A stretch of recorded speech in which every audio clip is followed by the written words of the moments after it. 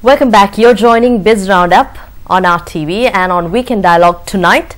We have with us representatives from the BOI and of course former UDA representatives joining us here in our studios. Let me warmly welcome Mr. Dilip Samarasinghe, the Director Media and Publicity from the BOI, as well as Mr. Lakshman Jayasekara, the former Director General of the Urban Development Authority. He was also the former Director General at the National Physical Planning Department and presently the President of Singapore-based Engineering Project Funding.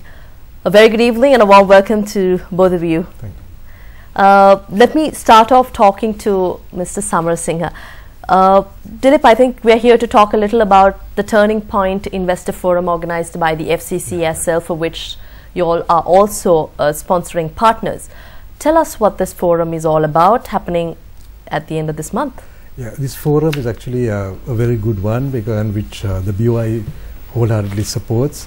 It's an effort on the part of the Federation of Chambers of Commerce of Sri Lanka, and well, the title I think is very significant, Turning Point, because I think Sri Lanka now has reached a stage where there are a lot of opportunities. There's also growing confidence. So I think Sri Lanka is very much on the radar map, into the global radar map. Now this investor forum, the title is an opportunity to invest in the most progressive nation in South Asia. And if you can also talk about the topics that you all will focus on in this investor forum and how important it is for the BOI as the authority for investments in Sri Lanka. Right.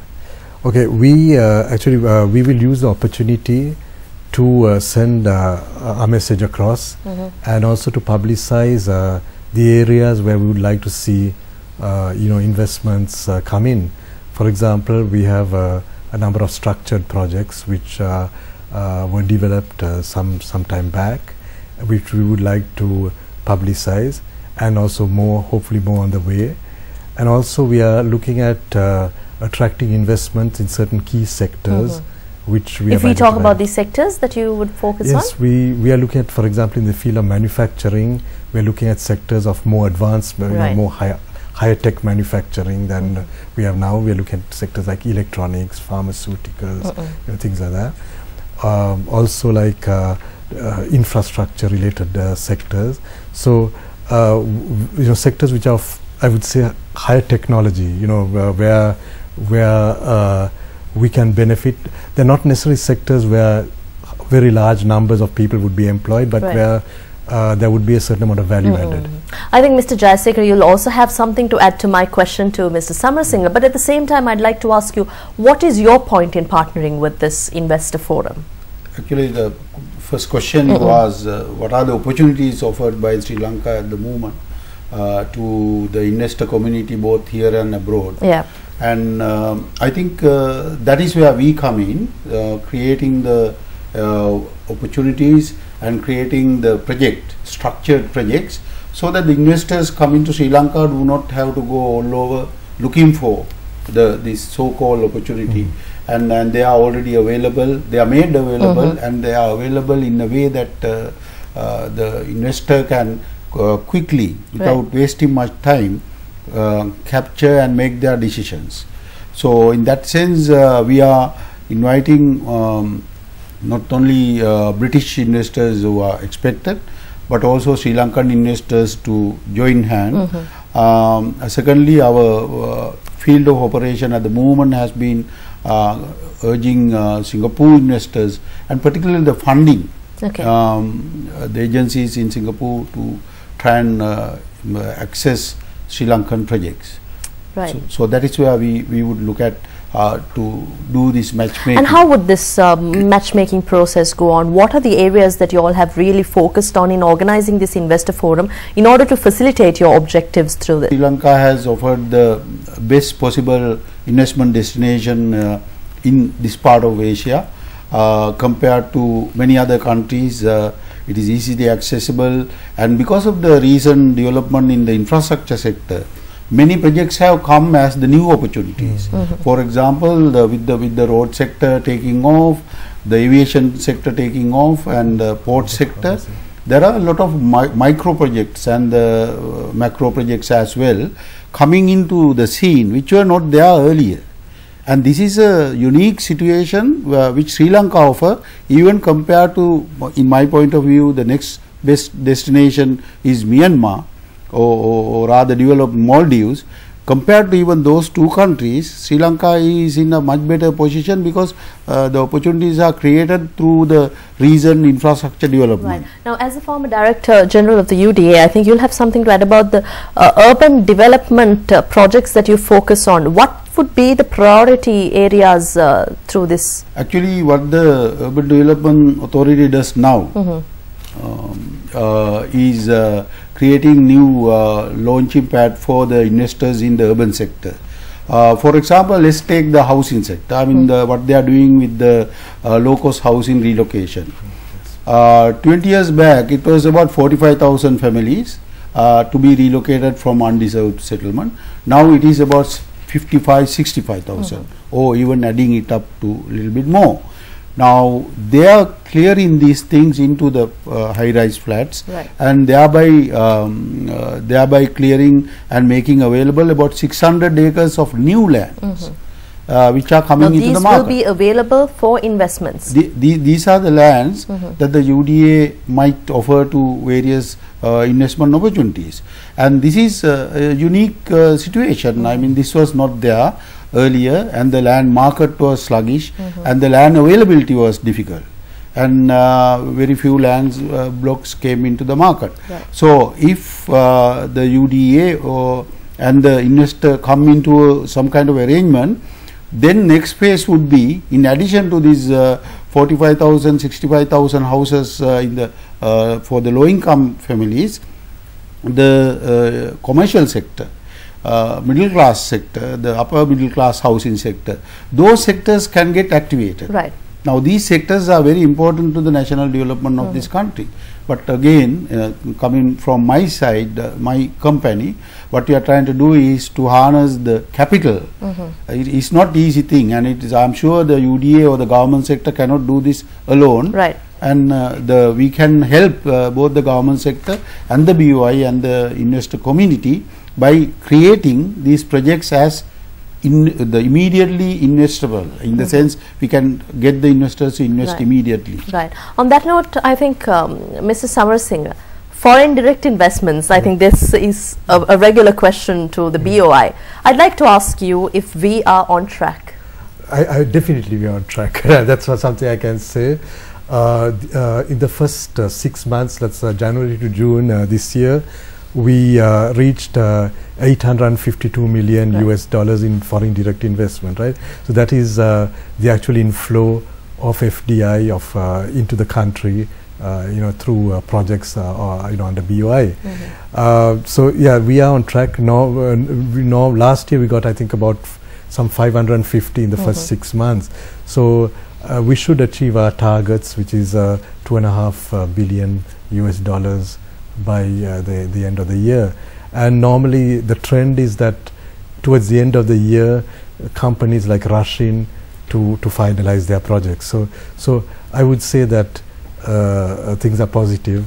And investments into the manufacturing sector become also very key for the growth of a country. But in your perspective, why is it really slow into this segment? Well, I wouldn't say it's slowing, but what I'm saying is that we are looking at more advanced type of manufacturing, and also like where there's a certain amount of value added, and also we are looking at industries where there is a sort of an element of research and development also involved, but if there are sort of like bottlenecks, it's usually I think one is things like the area of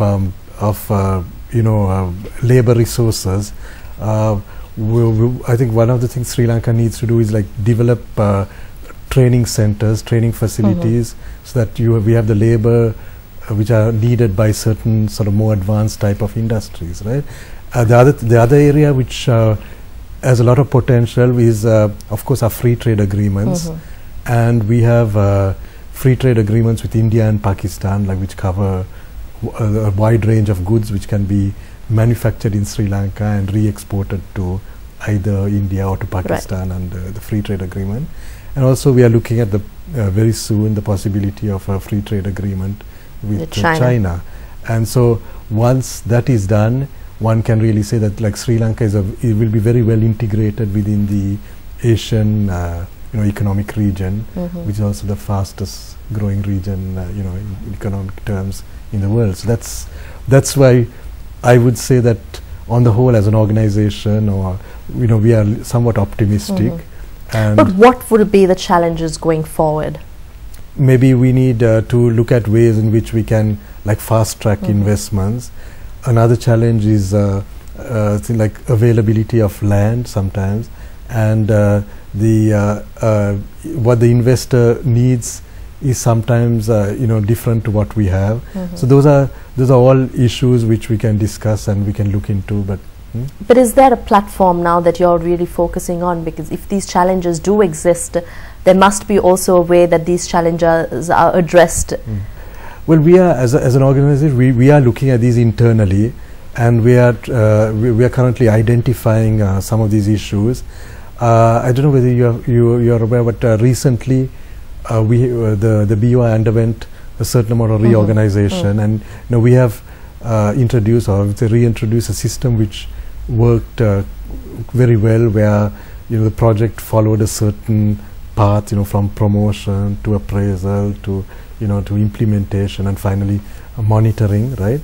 And so that system is applied, and also we have a system where the application is kind of electronically monitored, so we can know if there are any bottlenecks, at what stage the bottleneck is taking place. So that's a new system which has been introduced, and just very recently. So maybe next time I will be able to tell you how well it has done. Certainly.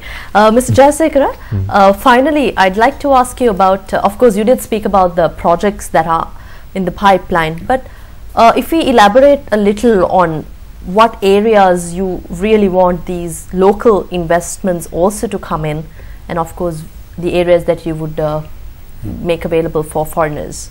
Yeah, actually taking from Dilip's response about your manufacturing sector, I think with the enormous infrastructure that has taken place during last few years, if not 1 decade, it's very important to capitalize on the road sector, the railway sector, the aviation sector, bringing in the new ability to set up the industry, particularly understand the tourism potential, and also the potential in the agriculture sector to become commercialized and be able to access the world market.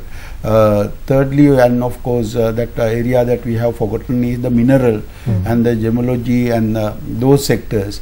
Now those are the value adding is very much possible, and going into the market as the BOI envisage as the new value adding thing more than the labor employment opportunities. So the employment opportunities also will become in different categories, on more on the skill category. So taking into that kind of scenario into account, I think the new infrastructure that have been put in place should actually go forward. There is this myth that we have enough roads, we have enough rail. No, that is absolutely untrue, and we got to continue that. But our argument is the government itself may not be able to do all that, and we have to come into the private sector, join hand, and various public-private sector partnerships, and the new investment scenarios, rather than taking loans, maybe taking part as investors.